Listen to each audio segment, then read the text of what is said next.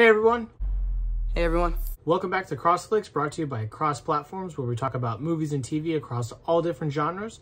We are officially about 2 weeks away from Doctor Strange in the Multiverse of Madness. So today's episode is going to be part 1 of the road to Multiverse of Madness. So let's get to it. Okay, so before we start, it is important to know that Wanda is going to play just as big of a role in this movie as Doctor Strange will. The trailers kind of make it look like she's just kind of there to help out as a little side character, and I don't think she's going to be.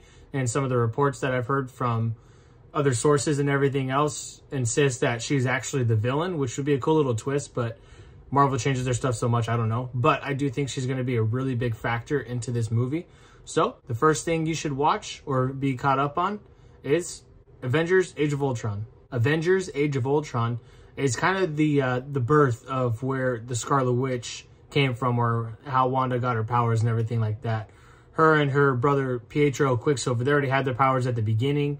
It kind of goes into a little bit more of that in WandaVision, which I'll talk about later. But this kind of shows how and why she became an Avenger. Next up, you have Captain America Civil War. Again, this is important because Wanda plays a very key part in this movie, because essentially she's the entire reason why the Sokovia Accords exist, and the reason as to why the government is trying to control the Avengers and what they do and just not give them freedom to go and do whatever wherever they want. So that's a good character arc for her, and then also her relationship with Vision is really important in this movie. It's not there for long, but it's important, and it gets expanded on even more in Infinity War. After that, go ahead and transition into Doctor Strange mode and watch his origin story, Doctor Strange from 2016. This was a really fun movie. I liked it a lot more than I thought I would. Doctor Strange has been a character that I've been interested in for a very long time. And then when they were actually doing the movie, I got really excited for it. Originally, I wanted Johnny Depp to do it. And while I think he could have done a good job, I love Benedict Cumberbatch in this role, and I honestly couldn't see anybody else doing it. So give that a watch if you haven't seen it already. And you'll also learn a little bit more about the magic. They kind of mentioned the multiverse in the movie at one point. This universe is only one of an infinite number. Who are you in this vast multiverse? And there's a lot of backstory that I think will be really relative to this new movie coming out in a couple weeks. After watching Doctor Strange, I would say it's important to watch Infinity War. This movie is important because Doctor Strange plays a very key role in this movie. Spoilers if you haven't seen it already, but he's the one, obviously, that gives the stone that Thanos needed to Thanos.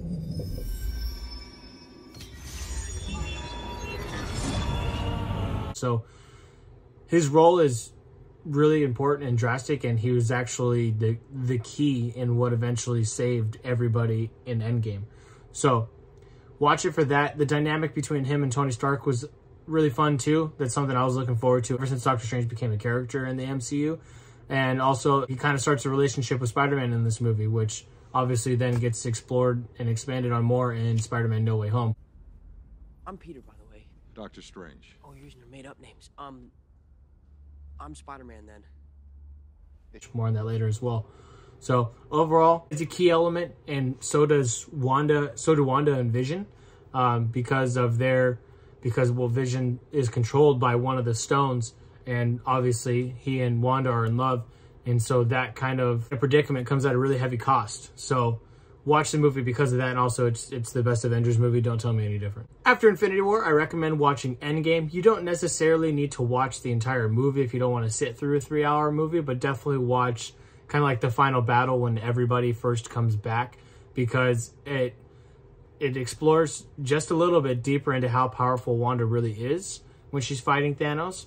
And also it shows her kind of grieving at the end and things like that. And then also there's a little bit more Doctor Strange in there, so you get a little bit of both of them in that movie. So again, you don't need to watch the whole movie. If you're going to do anything, just watch the last hour, which is just the final battle. Transitioning into the TV shows that are on Disney+. To start us off with those, after watching the Battle of Endgame, if you decided to do that, watch WandaVision. You don't necessarily need to watch the entire 9-episode series. I'd say you really just need to watch episode 8 and episode 9.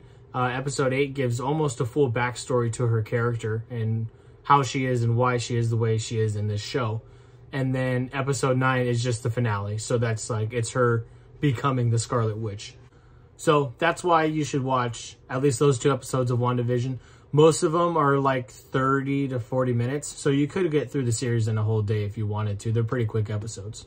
Next up, I recommend watching Loki, and the episodes that are important to watch in Loki are episodes 1, episode 4, and episode 6.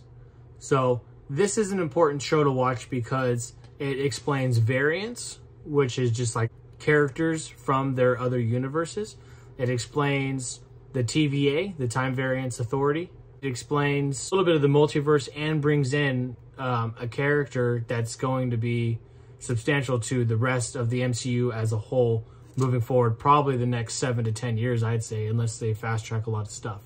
So definitely episode 1, episode 4, and episode 9. Again, they're like 40-minute episodes, maybe 50. So that's why I'm doing this 2 weeks prior to when the Doctor Strange comes out, because it is important to kind of know these little elements. Also, it's important to remember that the Loki in the Loki TV series is actually the Loki from Endgame in a different timeline. So it can get confusing, but this show does a really good job at explaining that. And I believe they explain all that in episode 1. So that's definitely why episode 1 is important.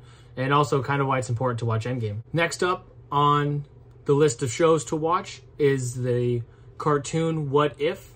It is canon to the rest of the Marvel Cinematic Universe, so it is relative to the movies in some aspect, but it definitely does do the whole, it does everything multiverse. Every episode is from a different universe. It's all a multiverse thing, and it'll kind of help explain the multiverse a little bit as well. The important episodes to watch in the What If series is episode 4 and episode 9. I say those 2 specifically because episode 4 is all based around Doctor Strange, because apparently this Doctor Strange is going to be the same guy as this Doctor Strange. If not, we'll find out. But as of right now, those 2 are supposed to be the same people. So it's important to watch that to get that kind of a backstory on why he's a little bit more sinister Strange. And then episode 9 is when all the heroes of the multiverse kind of come together and it's called like the Multiversal Avengers or something. So, and Doctor Strange does play a part in that. So it's important to watch those 2 episodes. If you want to, you can watch them all. This one, I'm not too keen on watching all of it. I personally rewatched all of it, but you really don't have to. Just those 2 episodes are the most important. Up next, last thing you should watch before heading into Doctor Strange in the Multiverse of Madness is Spider-Man No Way Home. This movie is important, obviously, because it shows the relationship of Doctor Strange and Peter / Spider-Man expanding and growing, and it also has a huge multiversal aspect with bringing in Andrew Garfield and Tobey Maguire Spider-Mans. They mention the multiverse a little bit in that movie, and it's kind of the bridge to this Doctor Strange Multiverse of Madness movie. So definitely give that a watch if you haven't watched it already. Last little thing is more of an honorable mention. If you want to watch the little clip from Thor Ragnarok between Thor and Doctor Strange, you can. I personally don't think it's all that important to the overall story of Doctor Strange in the multiverse, but if you want to watch it just to have a couple little laughs, go ahead and do that. So just a little recap on what to watch, just a quick version of it, is Age of Ultron, Captain America Civil War, Doctor Strange from 2016, Infinity War, Endgame, WandaVision, episodes 8 and 9 specifically, Loki, episodes 1, 4, and 6 specifically, What If, episodes 4 and 9, Spider-Man No Way Home, and then maybe Thor Ragnarok, just a little clip of him interacting with Doctor Strange. That'll be it for me for today. Again, this is part 1 of the Road to Multiverse of Madness. So part 2 won't be coming out until the week of the release, but I just wanted to release this now because if people decide to rewatch these things or give them a watch for the first time, it's plenty of time to do so. I don't want to release it on the Monday the week it comes out and say, hey, here's 10, 11 things to watch. Go for it. So that's that, and I will see you guys in the next video.